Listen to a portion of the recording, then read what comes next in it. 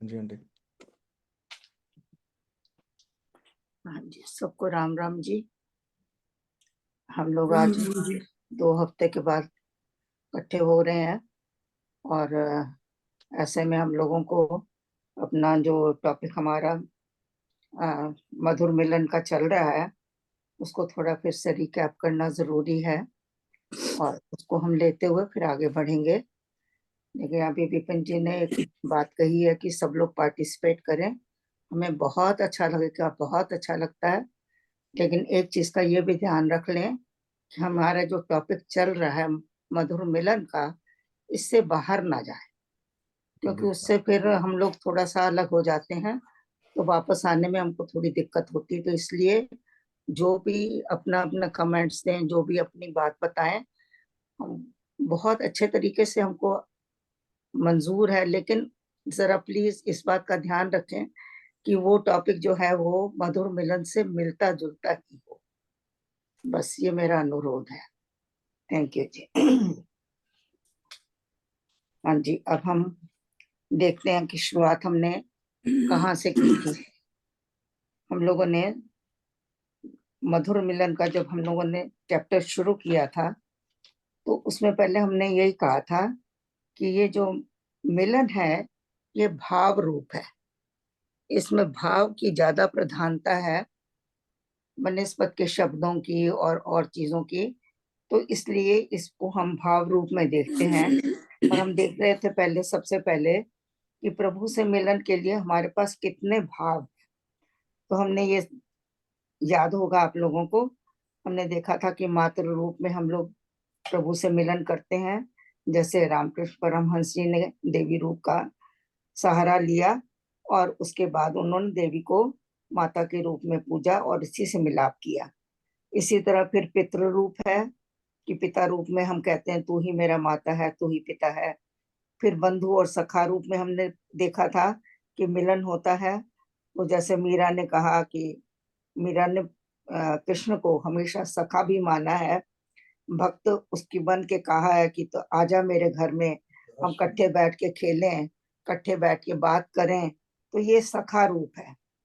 चौथा हम लोगों ने देखा था कि दास्य भाव, कि इसमें क्या है कि दास बनकर जो परमात्मा की भक्ति करते हैं उनकी भक्ति को दास्य भाव कहा जाता है।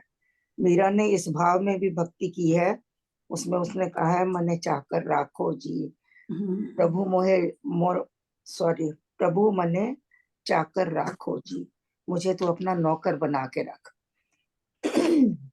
फिर हमने देखा था कि हम भक्ति करते हैं ठाकुर और पुजारी मानकर कि तू भगवान है, मैं तेरा भक्त हूँ।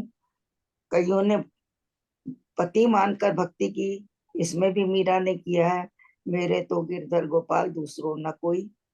फिर समर्पण भाव में भी भक्ति होती है कि तू ही तू है, तू ही तू है, मैं कुछ नहीं हूँ। अतिथि भाव में भी भक्ति है। और इसी तरह से ब्रह्म को पूरे जगत में दर्शन करना और उसी में एकाकार हो जाना और उसी का रूप बन जाना, ये भी एक भक्ति है।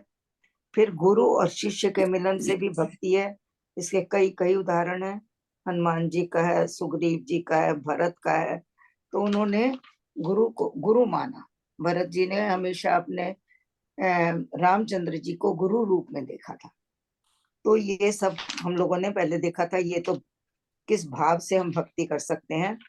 उसके बाद हमने ये भी देखा था कि इस भक्ति में कई रस हैं, इस मिलाप में कई रस हैं।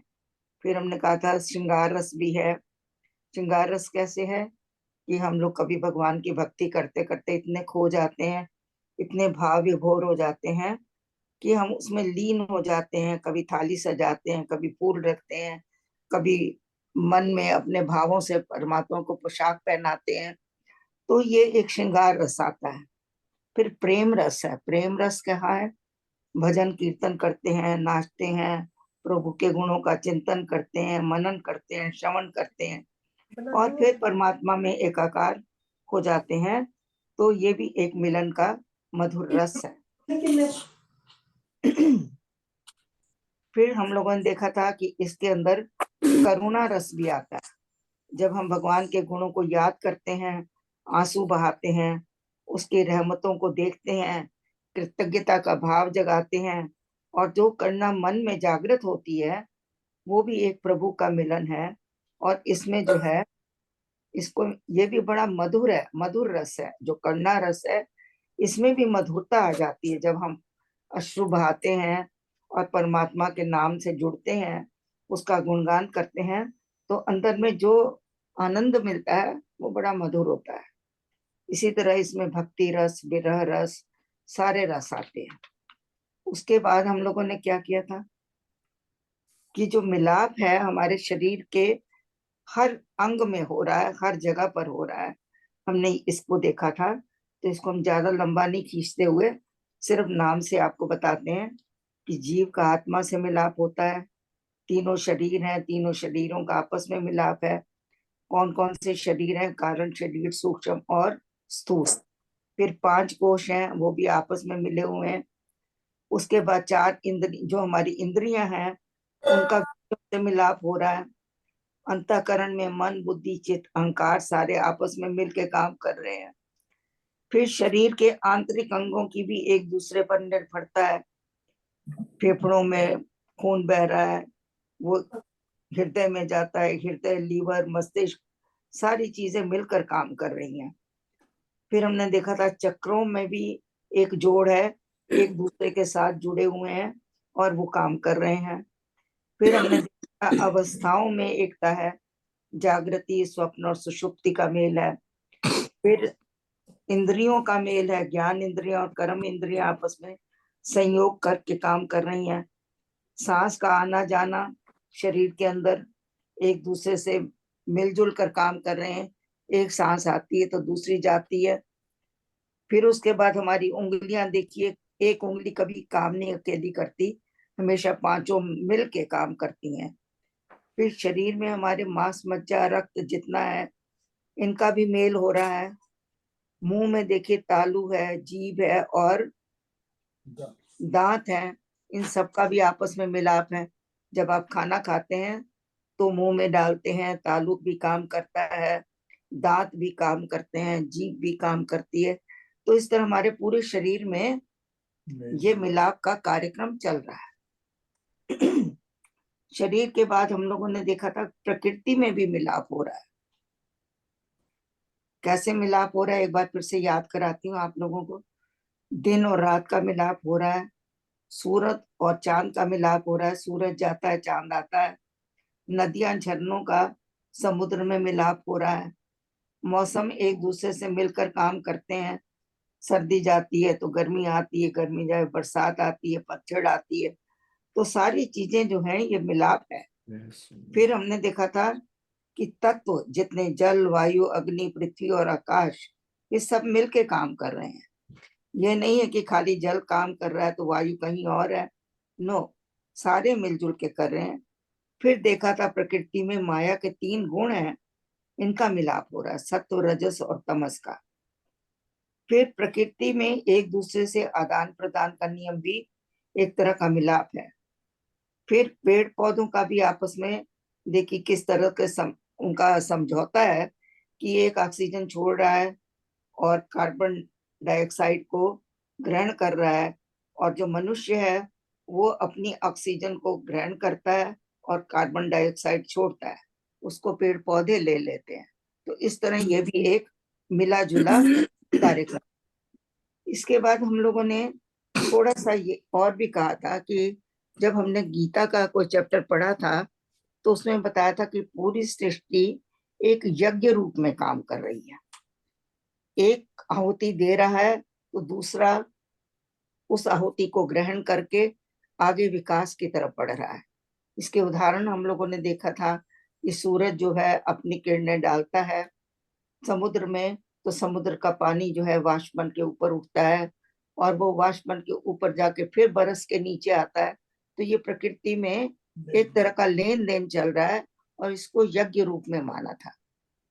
फिर उसके बाद हमने इसको मिलाप रूप में अभी आपके सामने रखा था।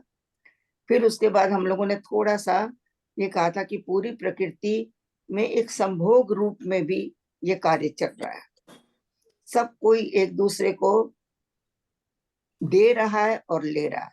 संभोग का मतलब हम लोगों ने बतलाया था कि जहां दोनों बराबर तरह से आनंदित हो रहे हैं, जो लेने वाला है वो भी आनंदित हो रहा है और देने वाला है वो भी आनंदित हो रहा है, दोनों में समता है, तब उसको कहा है समभोग, बराबर का भोग, दोनों आनंदित हो रहे हैं। और दूसरा इसका मीनिंग बताया था, संभोग का मतलब कि जहां पर आप बैलेंस्ड होकर काम करते हैं, लेते हैं, ये नहीं कि उसका मिस यूज कर रहे हैं, हर चीज को आप बैलेंस में लेते हैं। जैसे इस संभोग को पूरी प्रकृति ने परमात्मा के नियम के अनुसार इसको अपनाया है, लेकिन एक मनुष्य ही ऐसा है जिसने उसका बहुत ज्यादा मिसयूज किया है, बहुत ज्यादा मिसयूज किया है। इसलिए कई बार लोग इस नाम से भी घबराते हैं। लेकिन इसका अगर अर्थ समझा जाए कि संभोग का मतलब क्या है, कि लेने वाला और देने वाला दोनों ही सुखी हैं, दोनों भोग कर रहे हैं, दोनों आनंदित हो रहे हैं। एक दे के खुश है, दूसरा ले के खुश है। जिस तरह से इसका उदाहरण हमने बताया था कि अगर एक बूंद है वो सागर में मिल रही है, तो सागर उसको हाथ पसार के, पूरी बाहें पसार के उस बूंद का स्वागत कर रहा है, और बूंद आनंदित हो रही है कि मैं एक विशाल समुद्र में मिलने जा रही हूँ, अपना अस्तित्व खोकर मैं एक विशाल स्वयं बनने जा रही हूँ। तो उसमें दोनों आनंदित हैं। तो इसको भी संभोग का नाम भी हम दे सकते हैं। तो इतना हमने पिछली बार किया था। प्रकृति और परमात्मा का भी संभोग। हाँ, प्रकृति और परमात्मा भी इसी रूप में है। देखिए, परमात्मा ने प्रकृति को पूरा विस्तार किया, उसका विकास किया, तो परमात्मा दे के खुश है और प्रकृति ले के खुश है। तो इसको भी हम इसी रूप में ले सकते हैं। तो ये तो परमात्मा का सेम है, आत्मा परमात्मा। हाँ जी, आत्मा परमात्मा बिल्कुल सही है। सो ये था हमारा पिछला रिकैप। अब हम चलेंगे आगे। इसमें आंटी आगे कुछ method just wanted to add something. हाँ जी, एक तो आपने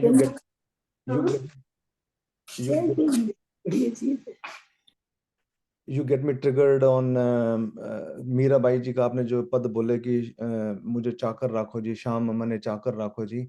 तो इसी का एक छोटी सी एक लाइन और आगे है, शाम मने चाकर राखो जी। वैसे तो बहुत सारी इसके दोहे हैं, बहुत ही सुंदर सुंदर दोहे हैं, पर एक मेरे को दोहा बड़ा अच्छा लगता है, जस्ट वांट टू शेयर। शाम मने चाकर राखो जी, चाकर रहसू बाग लगासू, हाँ, नित उठ के दर तो दर्शन पास हो रही वासुदेव। क्या मुझे याद नहीं आ रहा था, आपने पूरा कर दिया, बहुत अच्छा। चाकर रासू बाग लगासू, नित उठ दर्शन पासू, वृंदावन की कुंज गलने में तेरी लीला गासू। कि मेरे को अगर चाकर रखोगे तो बाग लगाऊंगी, उठते ही आपके दर्शन पाऊंगी, और तेरी लीला का गुणगान मैं वृंदावन के अंदर करूंगी। करूंगी या तो ये तो श्याम जी आपने मेरे को मीरा जी का ट्रिगर कर दिया था। तो दूसरा ये जो हमारा मधुर मिलाप, हमारा जो चैप्टर है जो हमारा, और महाराज जी ने जिस तरीके से इसको सीरीज बद्ध तरीके से लिखा हुआ है और रखा हुआ है, आपने भी बड़ा अच्छा, ही सारा सब लोगों का तालमेल की वजह से ये मधुर मिलाप हो पा रहा है। सब लोगों का आपस में तालमेल है, और जैसे आपने बताया कि यज्ञ कर्म चल रहा है गीता जी के अंदर, ये भी बोला है कि एक के बाद दूसरा अपनी अपनी का बागडोर संभाल लेता है। तो ये महाराज जी का एक्सपीरियंस्ड था, जो कि उन्होंने जब साधना की और उसका एक्सपीरियंस, उनको जो मिलाप का एक्सपीरियंस हुआ, और उस मिलाप के बाद जो उनके भाव उमड़ उमड़ के आए, और उन्होंने जितने भी क्योंकि ये तो एक ऐसी चीज है, ना तो ये अपनी बुद्धि से बताई जा सकती है, ना कोई इसको अपनी बुद्धि से समझ सकता है। इसको वर्णों की लिमिटेशन है, हमारे पास वर्णों की लिमिटेशन का को महाराज जी ने मधुर मिलाप के अंदर बांध दिया। और वो कभी नद नाले की बात करते हैं महाराज जी, कभी अपने सहस्त्रधार की बात करते हैं। तो उनके भाव उठ उठ उठ के जो उमड़ उमड़ के जो आए, वो मधुर मिलाप के अंदर उन्होंने बांट दिए। तो इनका खुद का एक्सपीरियंस हुआ, पहले उस मिलाप का एक्सपीरियंस हुआ। उस एक मिलाप जो एक आत्मा या परमात्मा का मिलाप था, या उनका शरीर, उनको जो रियलाइजेशन थी, उस रियलाइजेशन का जो मधुर मिलाप था, वो उन्होंने इसके अंदर मधुर मिलाप के अंदर सौंप दिया, और यही बोल दिया कि तुत तुम असी, कि तू ही तू है, मैं हुई नहीं। मेरी आइडेंटिटी जो है वो लुप्त हो गई है, मेरी आइडेंटिटी खत्म हो गई है, क्योंकि मेरी आइडेंटिटी अगर खत्म नहीं होगी तो तू प्रकट नहीं होगा। तो उन्होंने अपनी आइडेंटिटी खत्म करके तुत तुम असी का उदाहरण से पूरा ये संरचना कर डाली। So this is what I बिल्कुल बढ़िया। हर भाव में उन्होंने एक्सपीरियंस करके, हर भाव में, हर भाव के अंदर हर एक्सपीरियंस। भाव में जो भाव उन्होंने लिखे हैं, हर भाव में अगर हम किसी एक भाव में भी जाके देखें तो महाराज जी ने जो लिखा है अद्वितीय। उसका कोई नथिंग लाइक हम तो सोच भी नहीं सकते कि वो कहाँ पे थे। ये कितना पर हर भाव को उन्होंने, हर भाव में आकर अपना अंदर का जो पूरा जितना मैक्सिमम उनको उन्होंने अपने भाव को एक्सप्लेन करा है, अगर उसको हम जिस तरह कमलेश जी समझा रहे हैं, आप सब हमें बता रहे हैं, तो उसको हम अगर उस भाव में किसी भी भाव, हम भाव भी चेंज कर सकते हैं, जैसे जैसे मन की स्थिति वैसे वैसे भाव, उसी भाव में आके हम उसको अंदर से उस राम को, उस मिलाप को अगर महसूस करें तो इस अमेजिंग, लाइक नो वर्ड्स। ठीक कह रहे हैं आप, कोई वर्ड्स। इसी भाव को स्वामी जी ने अमृतवाणी में कहा है, आंखें मूंद के सुनिए सितार। कि आप जंगल में कहीं अकेले बैठे हुए हैं, आंखें मूंद के आप बैठ गए, तो आप उस सितार को, जो कि राम राम की झंकृत सितार से वाणियां निकल रही हैं, सुन सकते हैं। आंखें मूंद के सुनिए सितार, राम राम सुमधुर झंकार।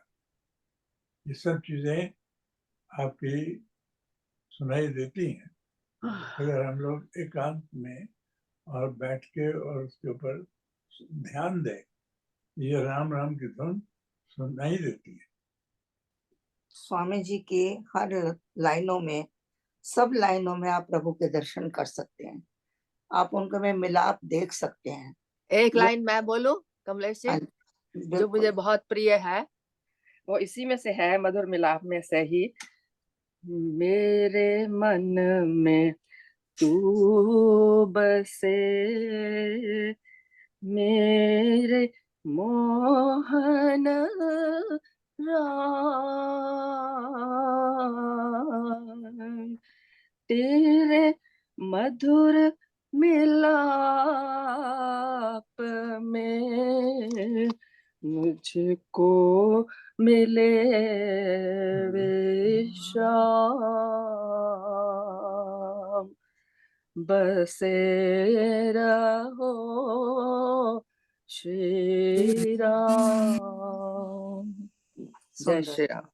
क्या बात है आंटी। और कोई?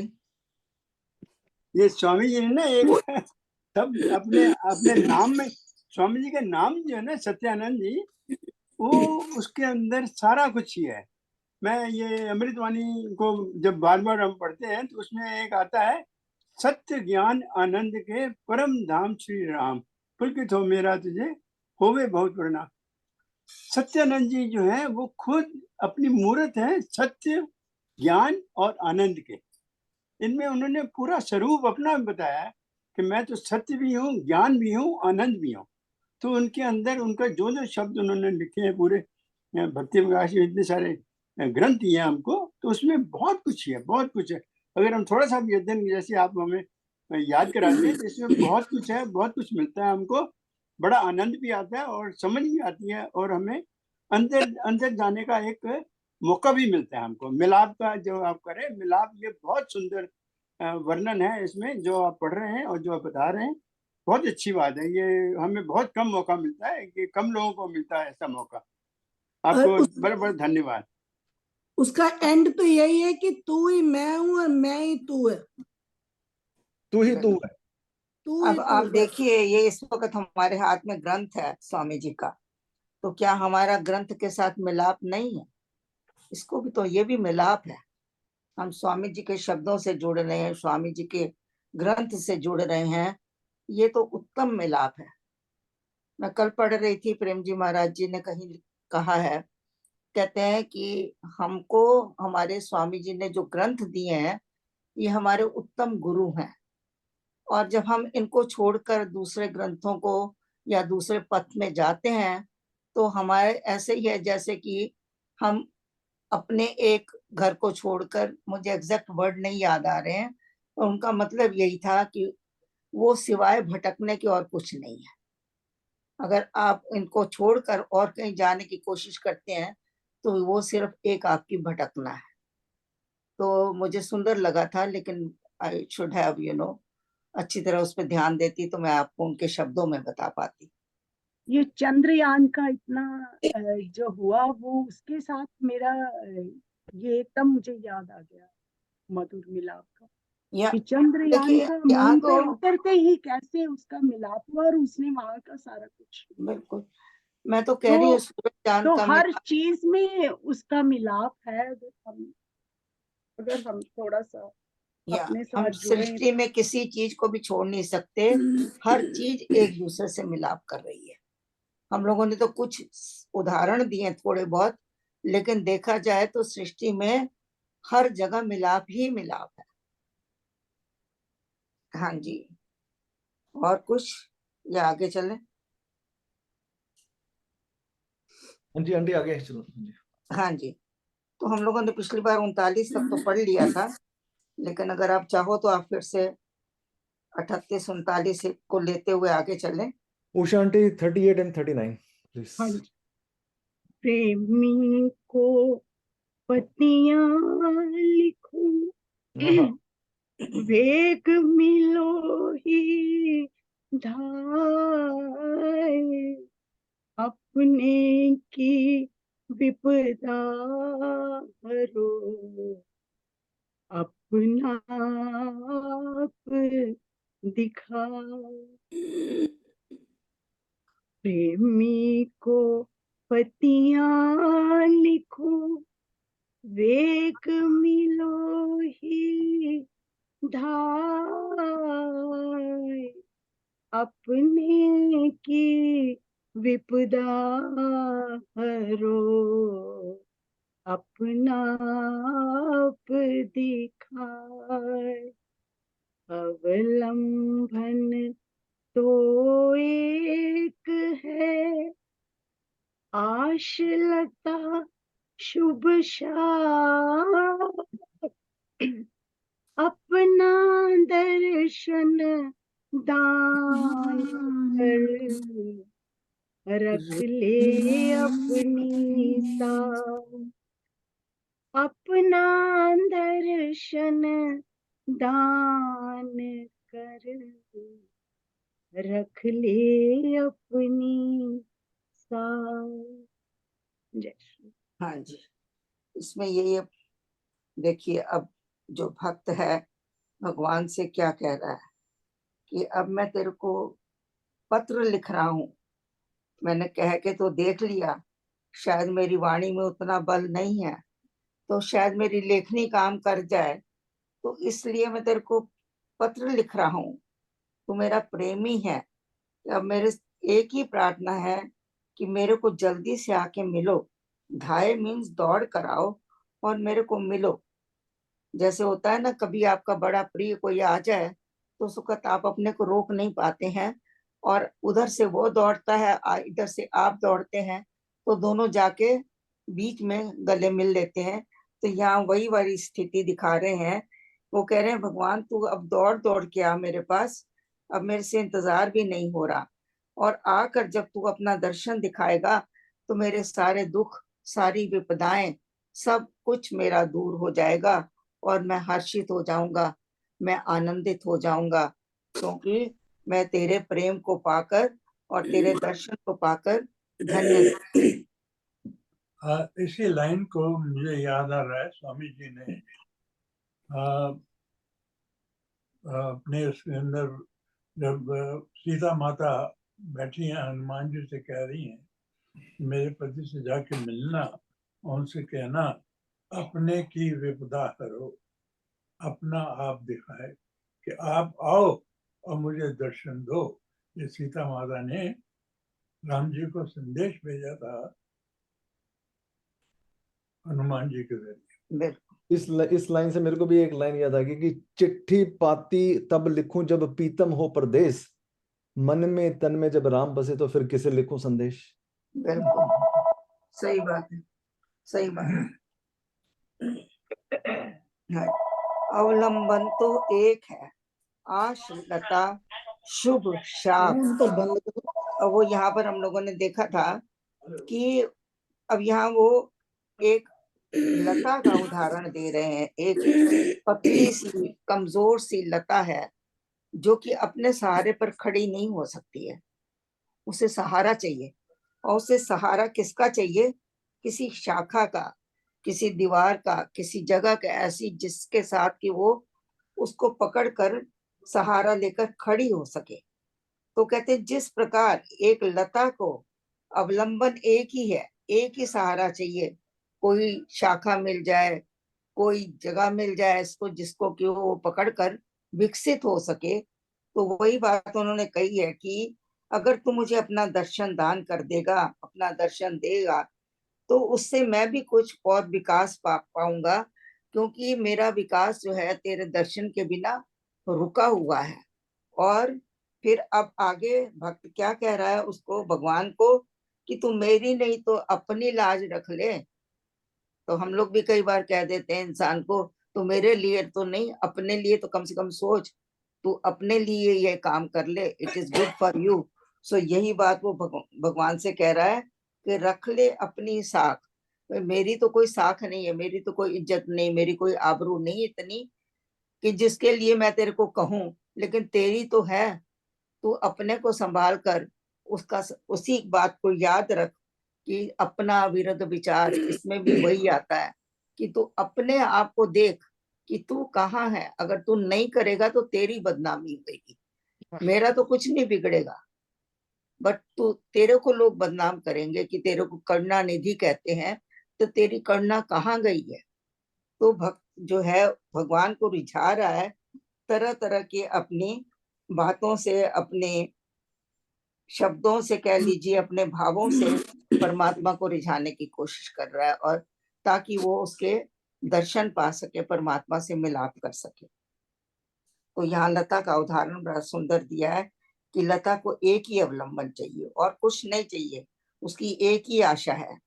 तो इसी तरह मेरी भी एक ही आशा है कि तू अपना दर्शन मुझे दे और मैं भी विकास पाऊं, और तू अपनी साख को बचा। मेरा तो कुछ नहीं, मेरा तो कुछ नहीं बिगड़ेगा, लेकिन तेरी साख, तेरी इज्जत, तेरी लाज बिगड़ जाएगी। ये हाँ वाला जी, वर्ड बड़ा क्रूड वर्ड है, पर हाँ ये भाव है, भक्त के भाव हैं जो कि वो कह सकता है ऐसे। बिल्कुल। आगे, हाँ जी, हाँ कौन पढ़ रहा है? किसी को कुछ कहना किसी है? को कहना है, किसी को कुछ, एनी कमेंट्स?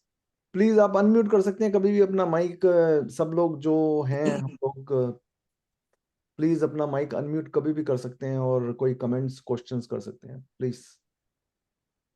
इफ मेरे नॉट, ख्याल में कोई भी इंसान जो है भगवान के सहारे के बगैर वो रह ही नहीं सकता, वो जिंदा रह ही नहीं सकता, वो काम भी नहीं कर सकता पूरा।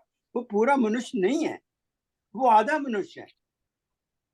हमें उसका अवलंबन सबको चाहिए, एक एक को चाहिए। उसके अवलंबन के बगैर हम जिंदा, हम खड़े भी नहीं हो सकते, हम सुबह उठ भी नहीं सकते। अंकल जब ये पता चल जाए कि वो जो भगवान जिसको मैं बाहर समझता था कि वो बाहर भगवान है, वो मेरे खुद मेरे भीतर बैठा हुआ है, तो फिर इसे लॉन्ग उसका अवलंबन के बगैर हम जी नहीं सकते। जी नहीं सकते। सही बात है। देखिए हम लोग उसके अवलंबन में ही हैं, लेकिन वो बात अलग है कि हम लोग अनअवेयर्ड है, हमको पता नहीं है हाँ, कि हम उसके अवलंबन के बिना हमारा जीवन है ही नहीं। परमात्मा के अवलंबन के बिना तो हम दुनिया में आए ही नहीं है। तो परमात्मा तो हमारे साथ ही आया, जब हमारे अंदर बैठा है आत्मा रूप में, तो वो तो हमारे साथ ही है, वो अवलंबन है। अगर वो ना हो तो हम सांस भी नहीं ले सकते। वही कहा है, हरि बिना जीवन क्या। या पर हरे ये सिर्फ समझने की बात है ना, जब तक हम समझते नहीं है तब तक हमको लगता है कि हमको बाहर का अवलंबन चाहिए। लेकिन एक बार उसका अनुभव हो जाए तो बाहर के अवलंबन की जरूरत रहती नहीं है। फिर जो भी आता है उसकी तरफ से ही आता है, फिर आप उसको ही उसका मानकर यूज करते हैं। वो माया है, आपके- माया का अवलंबन लेने से उसमें भोग हो जाता है। मतलब जैसे तुम्हें हर में वही नजर आता है। क्योंकि जो भी आपको अवलंबन बाहर से मिलता है उसमें यही लगता है उसके द्वारा भेजा गया है, उसी में ही उसने ही ये रच प्रेरणा दिया है लीला मेरे लिए कि मुझे जो अवलंबन बाहर, अब जैसे कोई इंसान इतना बीमार है और कुछ नहीं कर पा रहा है, लेकिन बाहर जितने लोग भी अगर उसकी सेवा कर रहे हैं तो उसको जो, अगर वो परमात्मा में लीन है तो उसको पता लगता है कि ये बाहर वाले नहीं है, ये परमात्मा का रूप है, परमात्मा ने इनको मेरे लिए भेजा है, मेरी सेवा के लिए। तो वो हर घड़ी हर पल परमात्मा का धन्यवाद करता है, और कभी भी जो सेवा करने वाले हैं उनके साथ में ऊंची बात नहीं करेगा, दुर्व्यवहार नहीं करेगा, वाणी उसकी हमेशा निर्मल और पवित्र और मधुर होएगी। क्योंकि कई बार हम लोग भूल जाते हैं कि भाई ये परमात्मा के दिए हुए बंदे हैं जो हमारी सेवा कर रहे हैं, तो हम अपनी परिधि से बाहर चले जाते हैं। संसारी जब उनको मान लेते हैं तभी हम कुछ अपराध करते हैं। जब हम ये मानते हैं कि परमात्मा द्वारा दी गई व्यवस्थाएं हैं मेरे को सुख पहुंचाने के लिए, तब फिर हम वो गलत काम नहीं करते, ना गलत वाणी करते हैं, ना ही हम कोई गलत बात करेंगे, और सारे पापों से बच जाते हैं।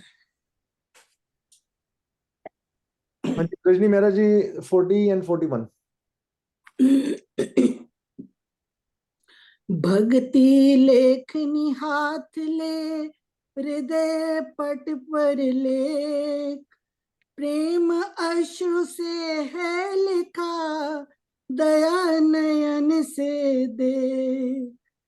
पत्र प्रिय को मैं लिखूं, देश न जानू धाम, राम अनामी पापता, राम अनामी का पता, कहाँ मनोहर नाम, जय राम जय जय राम।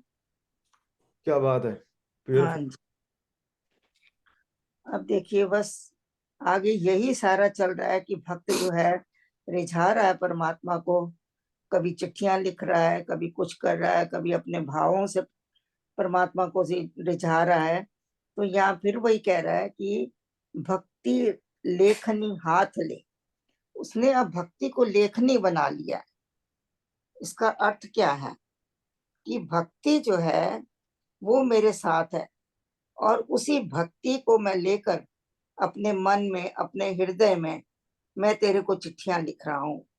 अपनी भक्ति के भाव से मैं परमात्मा तेरे को चिट्ठियां लिख रहा हूँ। कैसे लिख रहा हूँ, कौन सा मेरा पत्र है, कौन सा कागज है, हृदय जो है, मेरा हृदय जो है वो उसका पर्दा जो है उस पर मैं लिख रहा हूँ। उसने अपने हृदय को कागज बना लिया है और पर्दा बना लिया है जिस पर कि वो लिख सकता है। लेकिन उसकी लेखनी कौन सी है, भक्ति।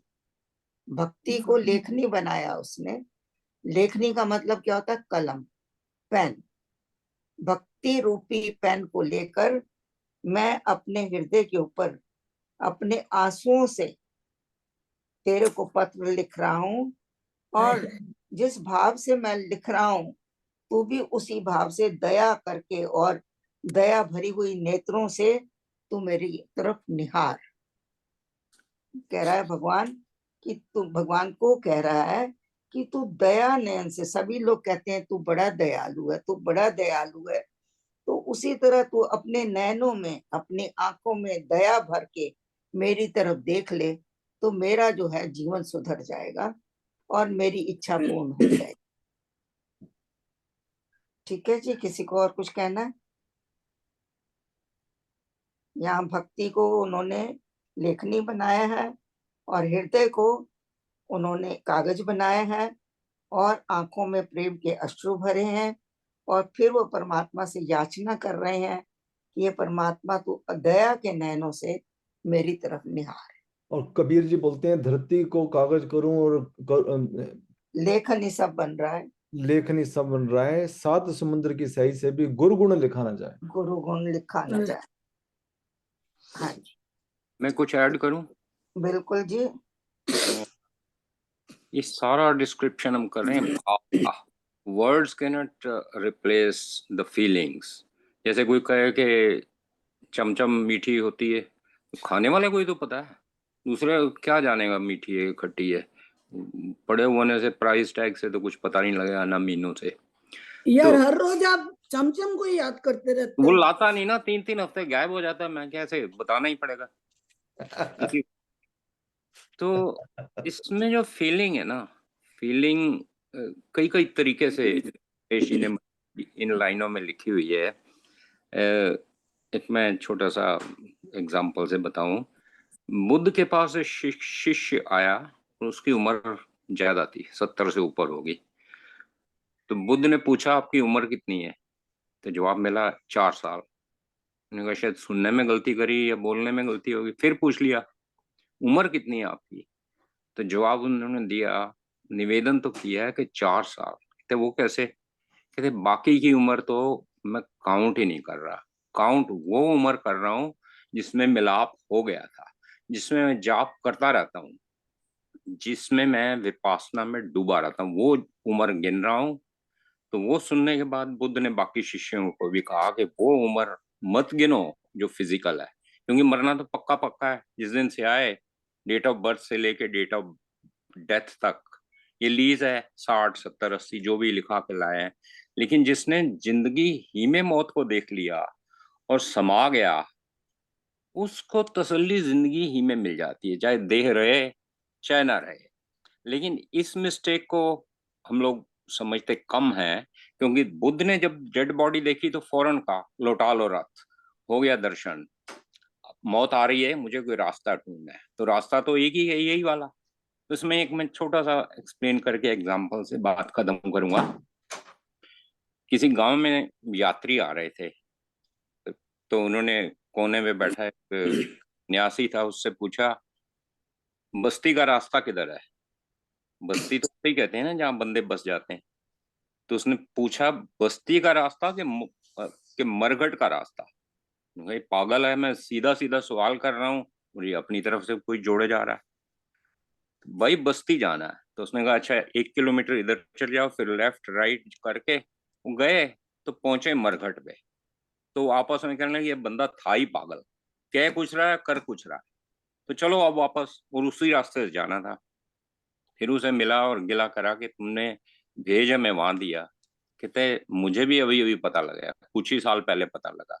ये जितनी बस्ती, बस्ती का मतलब है बस जाना, और जो गए हैं वो तो पक्के पक्के बस गए हैं। स्वामी जी गए, प्रेम जी गए, सब बसे हुए हमारे दिलों में। वहां जाना है आपको, that is the Basti. But आप जहाँ जाने की बात कर रहे हो वहां तो टैग पहले ही लगे हो, कोई 60 साल 70 साल 80 साल सबकी बारी आनी है। वो मरघट है, और जहां मैं भेजा है वो बस्ती है। तो इसी को मधुर मिलाप से गिनो कि बस ही जाए, राम नाम बस ही जाए, तो फिर बाकी चीजों की जरूरत पड़ेगी ही नहीं। सही, सुंदर सुंदर सुंदर जी। हाँ जी, और कोई?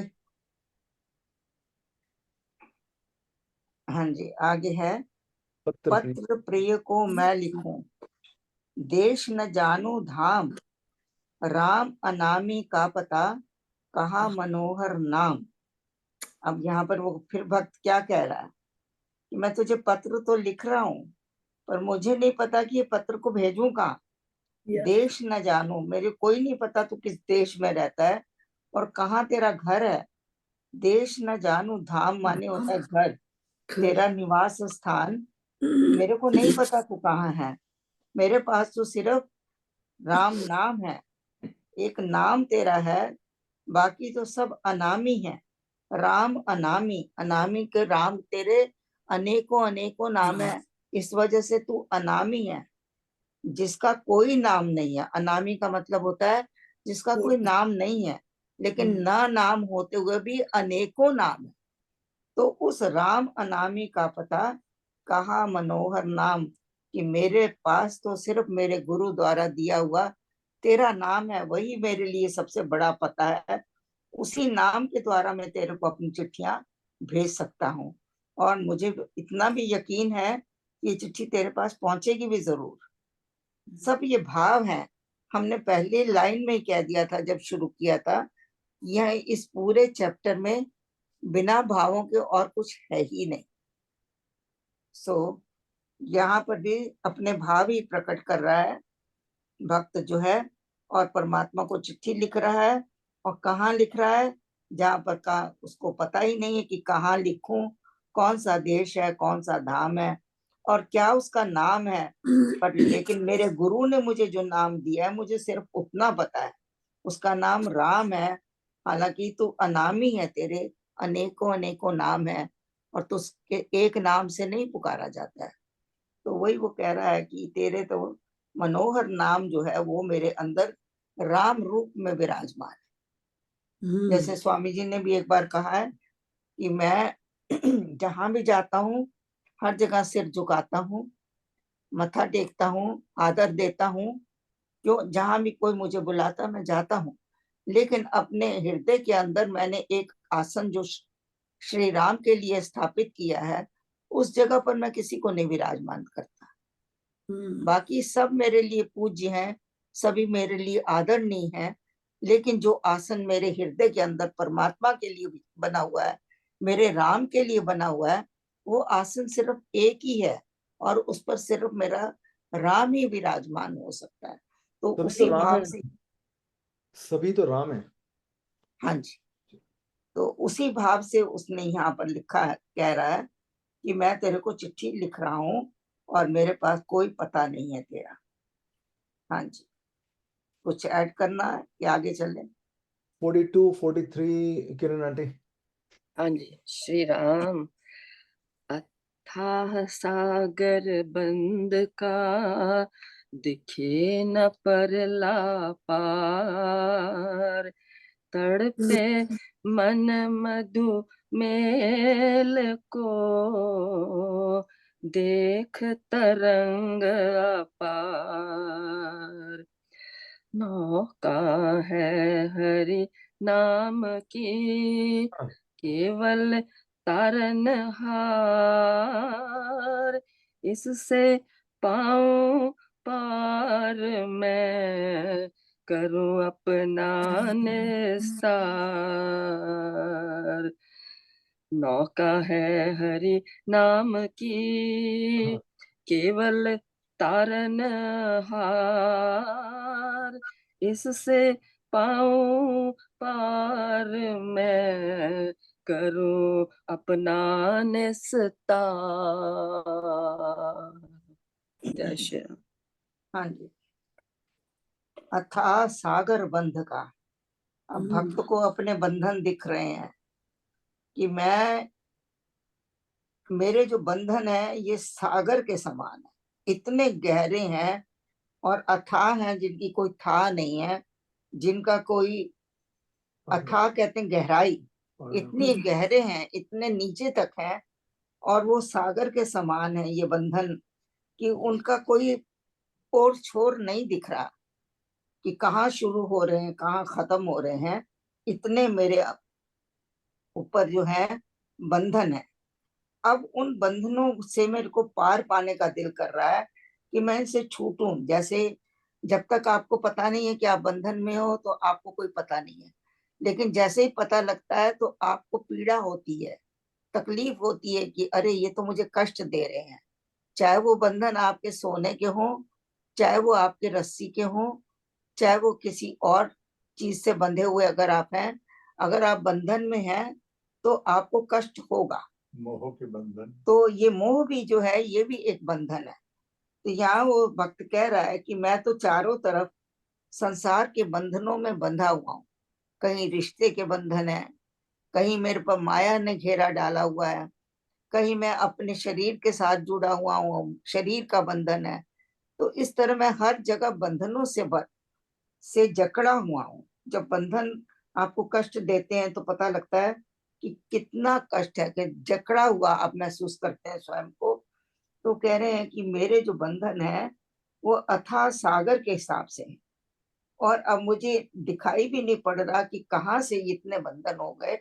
दिखे न परला पार, आगे पीछे कुछ नहीं दिख रहा कि आगे मुझे कहाँ जाना है और कैसे इनसे छुटकारा होगा, उसको पता नहीं लग रहा। तो अब कह रहा है फिर कि कमलेश दीदी, अगर तुम्हें सब में वो ही नजर आता है तो फिर ये बंधन कैसे? अगर तुम्हें सभी में वो ही नजर आ रहा है कि अच्छा पहले फिर वो अपने से बंधन पूछे कैसे? क्या हमें सब में नजर आता है? हाँ, नहीं कि आता, ऐसे कहने की बात उसी की वो है ना। नहीं। नहीं, आप कहने वाली बातें बहुत हैं। अभी आपके सामने आपका बच्चा आ जाए और दूसरे का बच्चा आ जाए, खाना पीना आप बराबर दे सकते हो, उसको सब कुछ बराबर दोगे, लेकिन मन के अंदर जो स्थान आपके अपने बच्चे का है वो दूसरे के लिए तब तक नहीं आएगा जब तक आपका परमात्मा से मिलाप नहीं हो जाता। अभी हम लोग बहुत दूर है परमात्मा के मिलाप से। हम लोग मिले हुए, हाँ कोशिश कर रहे हैं, लेकिन ये कोई कहे कि हम मंजिल पा चुके हैं, तो हो सकता है कोई हो, लेकिन मैं तो उस स्थिति में नहीं हूँ। तो इसलिए मैं जो स्वामी जी ने लिखा है तो उन्होंने उस अवस्था को लिखा है जहां भक्त को महसूस हो रहा है कि मैं बंधन में। जब वो छूट जाएगा बंधनों से, तब अवस्था में परिवर्तन होगा। सो देखिए यहाँ पर इसलिए वो लिख रहे हैं कि मुझे कुछ सूझ नहीं रहा है कि मैं कहाँ जाऊं, कैसे करूं। तो सिर्फ एक ही चीज मेरे मन में आ रही है कि मेरा मन जो है तेरे को मिलने को कर रहा है, कि शायद तेरे मिलने के बाद मेरे को शांति आ जाए, मेरे बंधन खत्म हो जाए। और देख तरंग अपार, तू मेरे मन की तरंगों को देख। परमात्मा को कह रहा है कि तू देख कि मैं किस तरह तड़प रहा हूं। तरंग मतलब तरह तरह के रंग मेरे अंदर जो है उठ रहे हैं और अपार हैं, जिनका कोई पारावार भी नहीं है। इतने तरह तरह के मेरे भाव उठ रहे हैं, और वो सब जो है तेरे मिलने के लिए ही है। जो ये भाव उठ रहे हैं वो एक ही बात कह रहे हैं कि तेरे से मेरा मिलाप हो जाए, तभी मैं बंधनों से मुक्त हो पाऊंगा। हाँ जी, कोई कुछ और लगाना चाहता है बीच में? मैं ये आपसे पूछना चाहता हूँ, परमात्मा के मिलाप से हमें रुकावट क्या है? क्या क्या रुकावटें हैं हमारी? क्या हमारे बंधन है? क्या हमारी रुकावटें हैं? हमें परमात्मा के मिलाप से क्या रोकता है? कौन चीज रोकती है हमें? हमें किस आप बात की बताइए, आप बताइए, आपने प्रश्न किया, आप बताइए। मैं तो बताऊंगा कि इसमें क्रोध, लोभ, मोह, माया, राग, द्वेष, ईर्ष्या, द्वेष, सबसे बड़ा है हमारा ईगो। ईगो ही बंधन है हमारा। ईगो ही हमको रोकता है अभी परमात्मा तो से इसमें मिलने। बंधे हुए हैं ना। ईगो है सबसे बड़ा तो यही अहंकार। तो मैं कह रही हूँ कि हम सभी इसमें बंधे हुए हैं।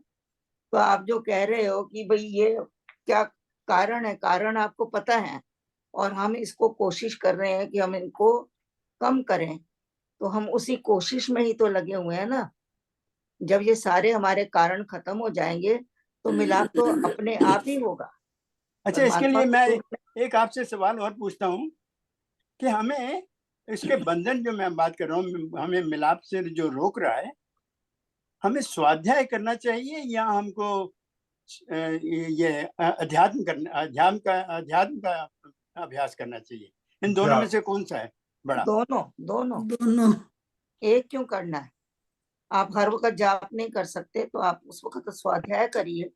जब स्वाध्याय का स्वाध्याय क्या मतलब है? आप स्वाध्याय से क्या मतलब लेते हैं? स्वाध्याय स्वाध्याय का और अध्यात्म में क्या फर्क है? कई मतलब है। जी स्वाध्याय का हम लोग मतलब अपना अध्ययन करना, वो भी एक स्वाध्याय है। स्व ये का एक मतलब अध्ययन करना, अपनी आत्मा के बारे में विचार करना, वो एक स्वाध्याय है। ये एक जो बहुत ग्रंथों मुझे का लगता पाठ है, करना। मुझे अंकल, लगता है स्वाध्याय जो है हमें स्वयं का अध्ययन नहीं, जो पांचों कोश हैं, 24 तत्व हैं, उनका ज्ञान होना हमें जरूरी है। एक्चुअली ये बहुत तो बड़ा अब हम टॉपिक है। स्वाध्याय तो कर रहे हैं, ये स्वाध्याय तो कर रहे हैं। हमारा ये बहुत बड़ा टॉपिक है जिसको हम लोग डिविएट ना हो, तो हम लोग इसको इसी के ऊपर कंसंट्रेट करें जो श्लोक लिखे हैं महाराज जी ने। या नाइस, और ये बड़े अच्छे वर्ड हैं जो कि हम लोग ऑफलाइन डिस्कस कर सकते हैं एनी टाइम। हाँ जी। तो वही मैं कहता अब मेरा मन। हाँ जी बोले। मैं एक रीजन दे दूं, जैसे अरोड़ा जी ने सवाल करा। एक है समर्पण और एक है संघर्ष। जब हम संघर्ष करते हैं, जैसे आप कह रहे हो ना बहुत सारे बंधन है, तो उसमें अमृतवाणी की लाइन है ना, आदि व्याधि उपाधि रोज हम पढ़ते हैं। आदि मतलब फिजिकल और मेंटल और जो उपाधियां है, फिर भी क्या इतना कुछ होते हुए भी डोनाल्ड ट्रंप अपनी उपाधि छोड़ने को तैयार नहीं है। मीन्स के अटैचमेंट है। यही सब हाल रजनी जी ने कहा कि जब मैं सबकी तरफ देखती हूँ कि भगवान है, तो सब आगे अपने नजर रखते हैं। Yeah. लेकिन जवाब बड़ा अच्छा था कि उसके बच्चे को क्या अपनी विल में जैसे बच्चों का ही नाम होता है, किसी और का कोई डालता है? मेरा तो किसी ने डाला ही नहीं ना, कभी डालेगा भी नहीं। तो फर्क आ गया ना। फर्क यह आ गया कि अल्टीमेटली हमने खाली कहना नहीं है, ये तो चीजें हम पढ़ रहे हैं, कर रहे हैं। और when we live in this, हम सोचते हैं कि संघर्ष ना करें। संघर्ष का मतलब है हर चीज पे अपनी मैं ना लगाते रहे। जैसा सीन दिखाएगा वैसा कर देंगे। जैसे अष्टावक्र ने कहा कि आप दृष्टा बनो, तो दृष्टा खाली कहना सुनना काफी नहीं है। एक एग्जांपल से बात क्लियर करूं कि कोई इंपॉर्टेंट पर्सनैलिटी स्टेज शो देख रहा था कोई, तो स्टेज शो में होना क्या चाहिए? You are a witness. आप देखने गए हो, देखो अपना शो। सिनेमा में भी तो होता है, कभी इमोशनल सीन आ जाए तो बत्तियां जल जाए तो लोगों की आंखें भरी होती हैं। तो that was a live show जिसमें हीरो या कोई विलियन लेडी को ले जाता है, तंग करता है, जंगल की तरफ ले जाता है, तो इसे इतना गुस्सा आता है, देखने वाले को इतना आता है कि जूता पटक के मारता है। तो जो जो कलाकार था उसने बुरा नहीं मनाया, उसने कहा जूता तो मैं परमानेंटली अपने पास रखूंगा, this is tribute to me कि मेरी एक्टिंग इतनी अच्छी थी कि आप खो गए। अब देखिए, जहाँ गए ही इस काम के लिए थे, गए ही शो देखने के लिए, तो वहां तक भी हम विटनेस नहीं बन पाए, वहां में हम दृष्टा नहीं बन पाए, तो रियल लाइफ में बन पाएंगे? ये क्वेश्चन रिफ्लेक्ट करने वाला। अगर हम बन पाए तो बहुत बड़ी अचीवमेंट है। बनते नहीं है ना, या पढ़ते नहीं है, भाव नहीं है ना, भाव भी होना चाहिए। तो कहते हैं जी हमारे अंदर ईर्ष्या नहीं, हमारे अंदर ईगो नहीं, हमारे ये नहीं, लेकिन हमारे अंदर सब कुछ है, बहुत कुछ है, और उससे हम छुटकारा पा नहीं सकते। ये बंधन है और रहर ये अथाह है, सागर के समान है। इनके में हमको दिखता नहीं है, पार भी उसका कोई नहीं है। जैसे स्वामी जी ने लिखा है इसमें, दिखे न परला पार। अगर इसको विचार करें तो सच में हम लोग हैं इसमें, क्योंकि हम तो सिर्फ शब्द पढ़े और सोच लेते हैं कि चलो लिख दिया स्वामी जी ने। कभी हमने महसूस किया अपने ऊपर कि क्या हम उस परिस्थिति में नहीं है? जिस दिन हम महसूस कर लेंगे उस दिन हमारे अंदर भी परमात्मा के अंदर मिलने की तड़प उठेगी और तरंगे उठेंगी, ऐसी तरंगे, ऐसे भाव उठेंगे कि हम एक मिनट भी उसको मिले बिना नहीं रहेंगे। तब अभी हम लोग आराम से क्यों बैठे हैं? क्योंकि हमारे अंदर वो भाव नहीं है, सिर्फ शब्द है। हाँ जी। ये थोड़ा सा श्लोक बढ़ गया तो एक नहीं, it's okay, you know, this will be more. आगे चलो। हाँ जी जी, आगे चलते हैं जी, बिल्कुल आप जैसे। हाँ जी, आंटी, नौका में हरी 43। अच्छा, हाँ हाँ, नौका है हरि नाम की, केवल तारनहार। अब उसको याद आ रहा है कि मेरे पास तो एक नाम रूप की नौका है, यही मुझे पार उतारने वाली, यही मेरे को तारने वाली है। और वो क्या है मेरे पास? मेरे गुरु द्वारा दिया हुआ अमोल अमोल नाम है, जिसको पाकर मैं धन्य हूँ और जिसको जप कर मैं तर सकता हूँ। ये एक नाम जो है नौका रूप है, नौका का उसने बताया है। इससे पाऊं पार मैं, करूं अपना निस्तार, कि मैं जो इस अमूल्य निधि मेरे पास है, इससे मैं अपना निस्तार कर सकता हूँ, इससे मैं छुटकारा पा सकता हूँ, इस भवसागर से पार हो सकता हूँ। और यही परमात्मा से मिलने का मेरे लिए एकमात्र उपाय है। तो यहाँ पर भक्त अब थोड़ी थोड़ी अपनी पहचान में आ रहा है, अपनी अपनी इसके पहचान लिए में आ रहा है कि मेरे पास कुछ है पार लगने के लिए, और वो है नाम। और उस नाम को जप कर मैं इस जीवन से या इन बंधनों से पार हो सकता हूँ। ये गुरु नानक देव की 2 लाइनें हैं। हाँ जी। नाम नाम तेरा दीवा, नाम तेरो बाती, नाम तेरा ही बसाए, नाम तेरी जोत लगाई, भयो उजिया वन सज लाए, नाम तेरी मजन मुरारे, सुनाई नाम नहीं दे रहा। तेरी मजन मुरारे। सब उसी के नाम का प्रसाद। बड़ी सुंदर आरती है ये हाँ जी, गुरबानी में, गुरबानी। तो कभी आप लोग सुने, बहुत अति सुंदर है।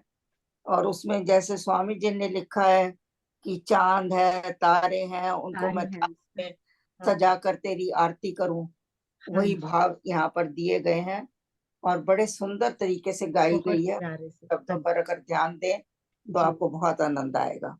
गुरु नानक देव जी की ये आरती जो थी ये उनको ना ये जो मंदिर था, इस्कॉन टेम्पल था, उसमें उड़ीसा के अंदर जो बड़ा वाला टेम्पल है कृष्ण भगवान जी का, उसमें घुसने नहीं दिया था गुरु नानक देव जी को। तो उन्होंने बाहर खड़े होके ये वाली आरती का उन्होंने उन्होंने क्रिएट कर दी थी। यस।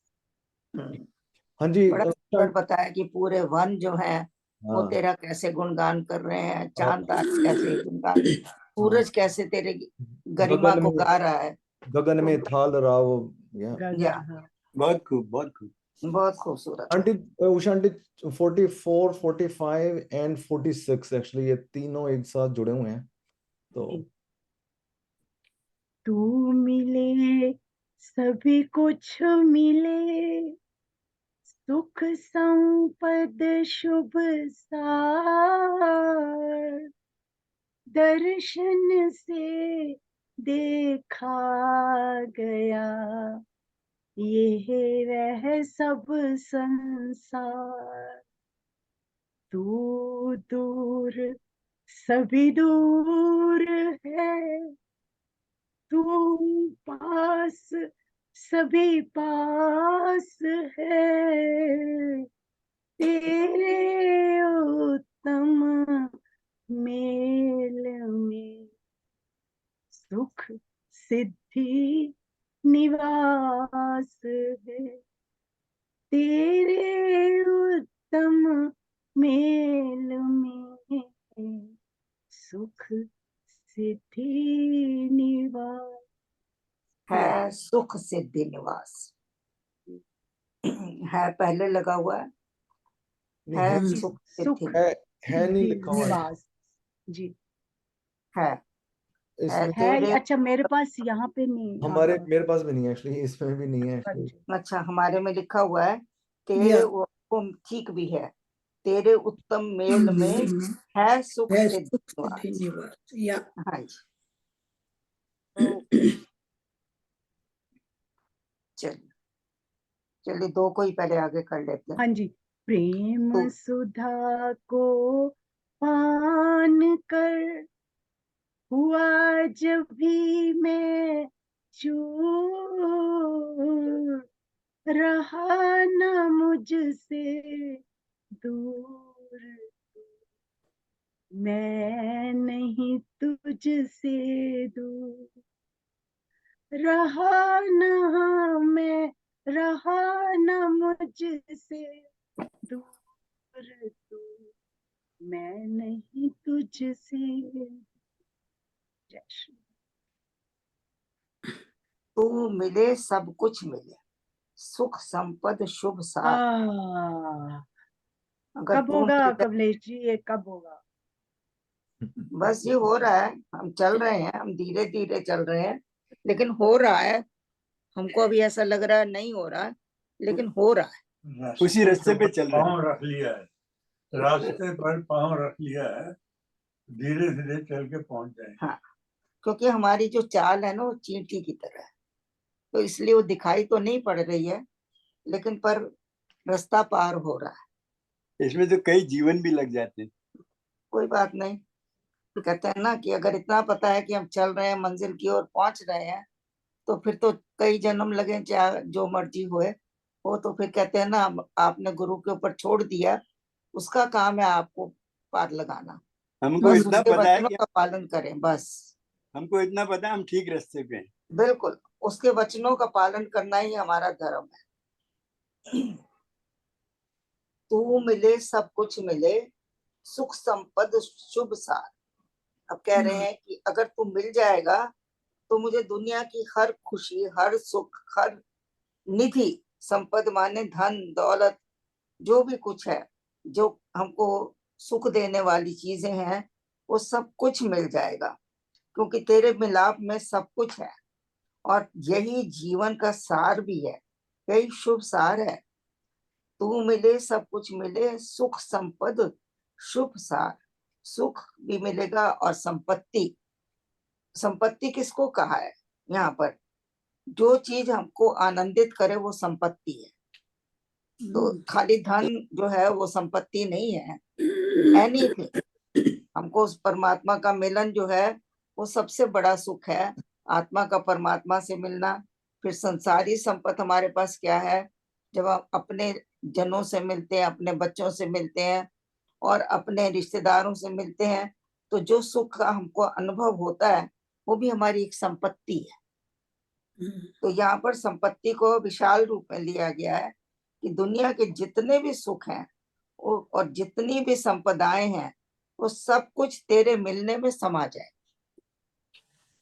दर्शन से देखा गया ये वो सब संसार। अब यहाँ पर किसकी बात कर रहे हैं? दर्शन क्या? जिन संत जनों ने, जिन गुणी जनों ने, जिन उच्चतम आत्माओं ने तेरा दर्शन पा लिया है, उन्होंने संसार का सब कुछ पा लिया है, उन्होंने जान लिया है, तेरे रहस्य जान ले हैं उन्होंने। ये है वह, यह का मतलब है इस संसार को जान लिया है, वह का मतलब है जो आगे की चीजें हैं, जो सूक्ष्म लोक हैं, उनको जान लिया है।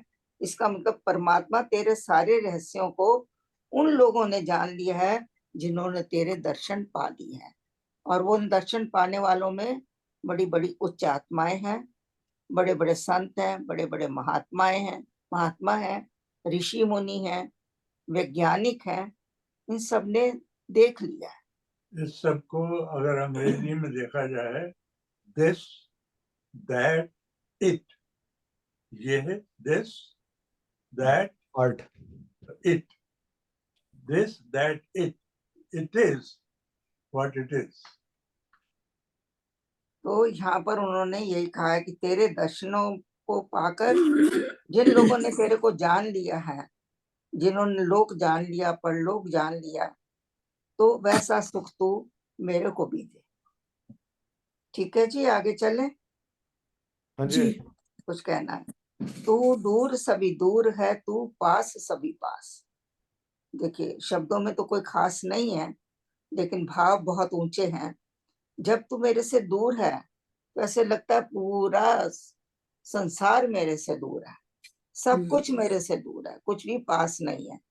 जैसे ही मैं तेरा आभास पाता हूँ, जैसे ही मुझे लगता है कि तू मेरे नजदीक है, मुझे लगता है तो सब कुछ मेरे पास है। मेरे पास या यहाँ पास का मतलब क्या है? पास का मतलब होता है, दो मतलब है। एक तो पास है कि नियर हूँ, अब मेरे पास है, मेरे पास नजदीक है। दूसरा है पास का मेरे मतलब अंदर, आई पोजेस, या मेरे अंदर है तू। पोजेशन होता है पास। तो दो मतलब यहाँ लिख रहे हैं कि जब तू दूर होता है तो मुझे लगता है सब कुछ दूर है, मेरे पास ना धन है, ना संपत्ति है, ना सुख है, ना कोई सार है जीवन का, कुछ भी नहीं है, क्योंकि तू नहीं है वहां। और जब तू मेरे पास आ जाता है तो मुझे लगता है कि मेरे पास सब कुछ है। जैसे मेले में एक बच्चा अपनी माँ से बिछड़ जाए, दुनिया भर की उसको चीजें दे दो, वो उसको तसल्ली नहीं है जब तक कि माँ ना मिल जाए। तो माँ है तो सब कुछ है, माँ नहीं है तो कुछ भी नहीं है इस मेले में। सो ये इसका अर्थ हो गया कि तू पास सभी पास। जब तू मेरे पास होता है तो मुझे लगता है कि मैं पूरा संसार, पूरा जगत, तीन लोक को मैं पोसेस कर रहा हूँ, या सब कुछ मेरे नजदीक है। I am reaching to everything. तब जब तू नहीं है तो मुझे लगता है कुछ भी नहीं है मेरे पास, तो मैं अपने आप को खाली महसूस करता हूँ। तेरे उत्तम मेल में है सुख सिद्धि निवास। फिर वही बात कह रहे हैं कि जब तेरा मेरा मेल होएगा उसमें सारी सुख आ जाएंगे, सारी सिद्धियां आ जाएंगी, सब कुछ मैं पा जाऊंगा। फिर मुझे किसी चीज की ना तो आशा रहेगी, ना कोई तृष्णा रहेगी, ना कोई कामना रहेगी। तब मैं पूर्ण पूर्ण विश्राम में हो जाऊंगा और परम सुख का अनुभव करूंगा। ये इसका अर्थ मेरे को आंटी अभी राम जी का तो नहीं लगता है, ऐसा लगता है जब जब मनीषा दूर हो जाती है तो बड़ा दूर, सब लोग दूर दूर लगने लगते हैं। बस मेरा- अब मनीषा में आप राम जी को देखना शुरू करोगे तो आप बहुत निकट हो परमात्मा के। और अभी देखना भी नहीं चाहता वैसे राम जी को मैं, पर हाँ। नहीं नहीं, उसमें देखना शुरू करोगे ना तो फिर आप तो सब दृश्य जो है वो राममय हो जाएंगे। अब तो आगे मनीषा, तब आपको मनीषा राम ही नजर आएगी। वही तो मनीषा आए तो उसके पाँव छूना। या पहले तो उसका नाम ही इतना सुंदर है, मनीषा। मन को, मन का ईश। मन को भाने वाली, मन मन का ईश कह लो, या मन बड़े बड़े जो ऋषि मनीषी हुए हैं उनको, उसका जो स्त्री रूप है वो मनीषा है।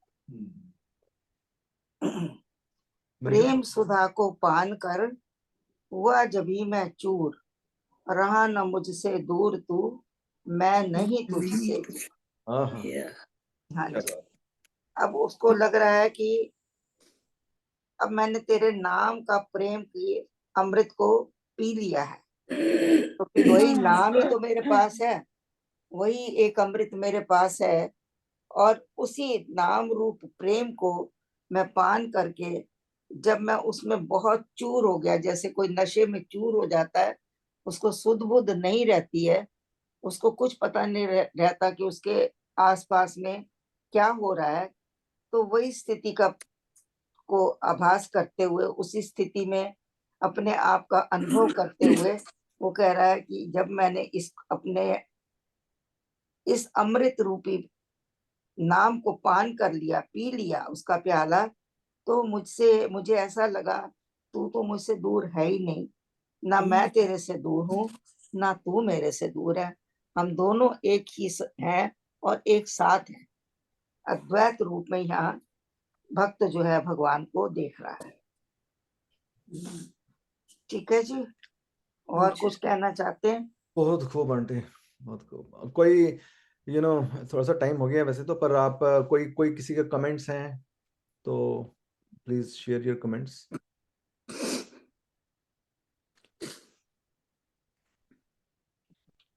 कोई कुछ कहना चाहता है, please you can unmute your mic.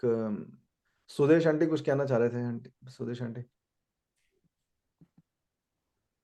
हाँ जी बोलिए। नहीं, एक मिनट।